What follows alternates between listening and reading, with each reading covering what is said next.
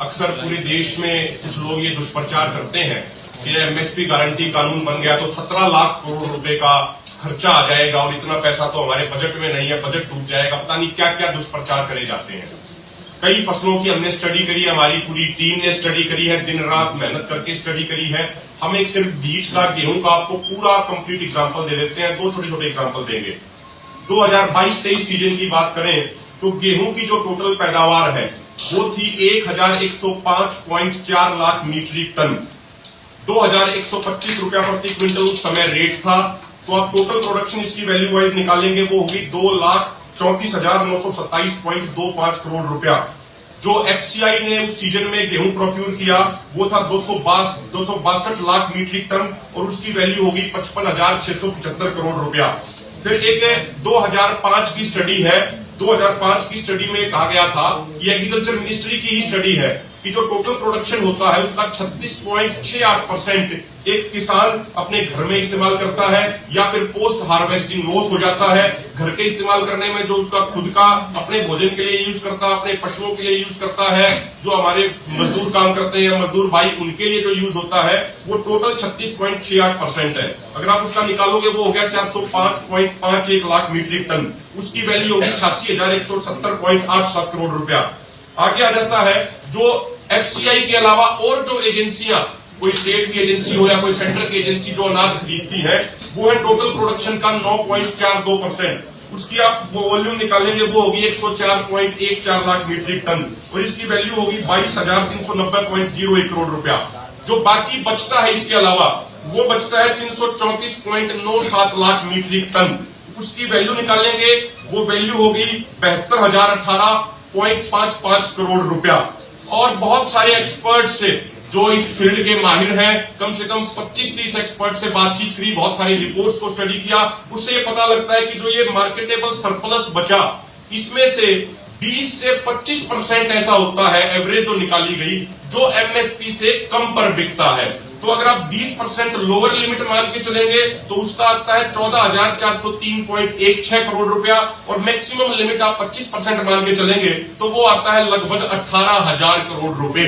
और इसमें टोटल खर्चा है ये, इसके अलावा और कुछ नहीं बचता गेहूं के एग्जाम्पल में। और एक और महत्वपूर्ण बात जो आदरणीय जगजीत सिंह डल्लेवाल जी ने जिसकी तरफ इशारा किया था, गवर्नमेंट का ही पीआईबी का डाटा है, 2022-23 सीजन में गवर्नमेंट ने ऑनलाइन ऑक्शनिंग करी, ऑनलाइन बोली कराई गेहूं की और ऑनलाइन बोली के माध्यम से 71.04 लाख मीट्रिक टन गेहूं उन्होंने बेचा। और जो स्टार्टिंग बेस प्राइस था जहां से बोली लगनी शुरू हुई वो था उस साल का एमएसपी 2,125 रुपया क्विंटल, यानी इससे ऊपर ही बिका है। तो जो सरकार ने किसानों से लिया, सरकार ने उससे पैसा कमाया है।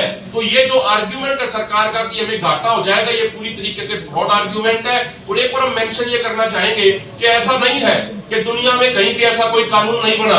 2020-21 में स्पेन ने अपने पार्लियामेंट के माध्यम से कानून पास किया जिस कानून में ये क्लियर कर दिया कि किसान की किसी भी फसल की जो कॉम्प्रिहेंसिव इनपुट कॉस्ट है, जो उसकी पूरी लागत है, अगर उससे नीचे कोई खरीदेगा कोई व्यापारी तो पहली बार उसके ऊपर 3,000 यूरो का फाइन लगेगा, दूसरी बार वही काम करेगा तो 1 लाख यूरो का फाइन लगेगा और तीसरी बार करेगा तो 10 लाख यूरो का फाइन उसके ऊपर लगेगा। इसी तरीके से फ्रांस में भी ये कानून बनाया गया जिसमें यह कहा गया कि कोई कॉम्प्रिहेंसिव इनपुट कॉस्ट से नीचे किसान का कोई प्रोडक्ट खरीदेगा तो उसके ऊपर 75,000 यूरो का जुर्माना लगाया जाएगा। साथियों एक बात और है, हमारे प्रधानमंत्री जी के बड़े बड़े बैनर अक्सर आपने भी देखे होंगे सड़कों के ऊपर, वो किसान भाइयों से ये कहते हुए दिखते हैं उन पोस्टरों में कि आप क्रॉप डाइवर्सिफिकेशन कीजिए, फसलों का विविधीकरण कीजिए। अच्छी बात है, क्रॉप डाइवर्सिफिकेशन होना चाहिए, लेकिन मैं आपको एग्जांपल दे रहा हूं। 2020 में कोविड के कारण, कोरोना के कारण मलेशिया और इंडोनेशिया से जो पाम ऑयल आता था उसका इंपोर्ट लगभग खत्म हो गया था। तो 2020-21 के सीजन में भारत के किसानों को सरसों के अच्छे रेट मिले थे। ऑटोमेटिकली नेक्स्ट ईयर अगर हम पंजाब की बात करें तो पंजाब में 2020 में जहां सरसों का मस्टर्ड का रकबा एरिया ऑफ कल्टीवेशन 31,600 हेक्टेयर था, वो ऑटोमेटिकली जब उस साल 6,500-7,000 रुपया प्रति क्विंटल सरसों बिकी तो ऑटोमेटिकली अगले साल वो एरिया ऑफ कल्टीवेशन बढ़ के 50,000 हेक्टेयर हो गया। वही हरियाणा की बात करें तो 2020 2021 में जहां 6,47,500 हेक्टेयर था सरसों का रकबा, वो नेक्स्ट ईयर 1,19,000 हेक्टेयर बढ़ के 7,66,780 हेक्टेयर हो गया। लेकिन जैसे ही किसान को जब 2 साल सरसों का अच्छा रेट मिला और सरसों का एरिया ऑफ कल्टीवेशन बढ़ता गया, तो 2022-23 में आके भारत सरकार ने दोबारा से इंपोर्ट बहुत ज्यादा करना शुरू कर दिया पाम ऑयल का, और आज हमारी सरसों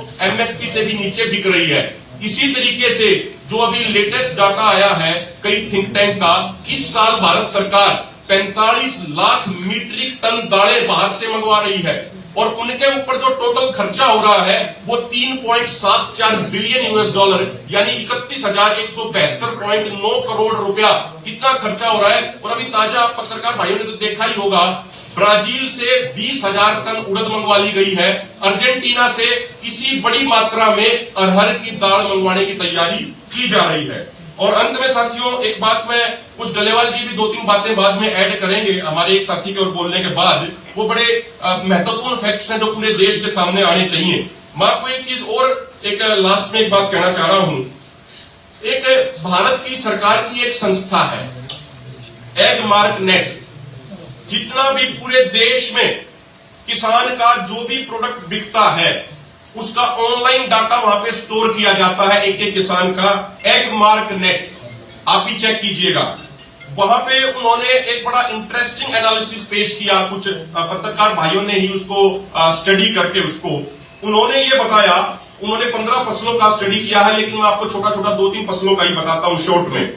उन्होंने ये बताया कि 2022-23 की बात करें, पैडी का एमएसपी जो गवर्नमेंट ने डिक्लेयर किया वो था 2,040 रुपया क्विंटल, लेकिन पूरे भारत में तमाम स्टेट की स्टडी करने के बाद मालूम चला कि जो एमएसपी से नीचे बिका उसके कारण किसानों को नुकसान हुआ 5,439.8 करोड़ रुपए का। उसी तरीके से सरसों का जो नुकसान हुआ वो 5,053.2 करोड़ का। बाजरा का जो किसानों को नुकसान हुआ वो 2,004 करोड़ रुपए का। अगर ये तो हुआ एमएसपी उसके अनुसार जो गवर्नमेंट ने डिक्लेयर किया। अगर एमएसपी C2 प्लस 50% के अनुसार लेते जो सीएसीपी ने डिक्लेयर किया था, तो पैडी पे किसानों को नुकसान हुआ 62,563 करोड़ रुपया, सरसों पे नुकसान हुआ 41,253.5 करोड़ रुपया, बाजरा पे नुकसान हुआ 3,089.50 करोड़ रुपया। यानी अगर A2 प्लस FL जो भी गवर्नमेंट देती है उसके अनुसार आप टोटल 15 क्रॉप पे लॉस की बात करेंगे तो वो है 26,469.30 करोड़ रुपया। और अगर आप C2 प्लस 50% जो सीएसीपी तय करती है उसके अनुसार 15 फसलों पे जो किसानों को नुकसान हुआ उसकी बात करेंगे तो वो लॉस हुआ 2,07,110 करोड़ रुपया। ये हमारा कोई डाटा नहीं है, ना तो ये संयुक्त किसान मोर्चा नॉन पॉलिटिकल का डाटा है, ना ये किसान मजदूर मोर्चा का डाटा है। ये हमारी टीमों ने जो गवर्नमेंट के अलग अलग प्लेटफॉर्म है, चाहे वो पीआईबी हो, चाहे एगमार्क नेट हो जिसकी मैंने बात करी, इन तमाम वेबसाइट से जो टीम ने जो स्टडी करी है, जो एनालिसिस किया है, बहुत सारे कृषि एक्सपर्ट से जो सलाह ली है उसके अनुसार ये डाटा है। और लास्ट में एक चीज और ये कह दें, देखिए हमारी देश की अर्थव्यवस्था, बहुत सारे इकोनॉमिक एक्सपर्ट कहते हैं कि 2016 से नोटबंदी के बाद से मिडिल इनकम ट्रैप में फंसी हुई है, मिडिल क्लास की परचेजिंग पावर खत्म हो गई। तो एक्सपर्ट का यह भी कहना है कि अगर उस ट्रैप से भारत की अर्थव्यवस्था को निकालना है तो उसका एकमात्र तरीका है एमएसपी गारंटी कानून।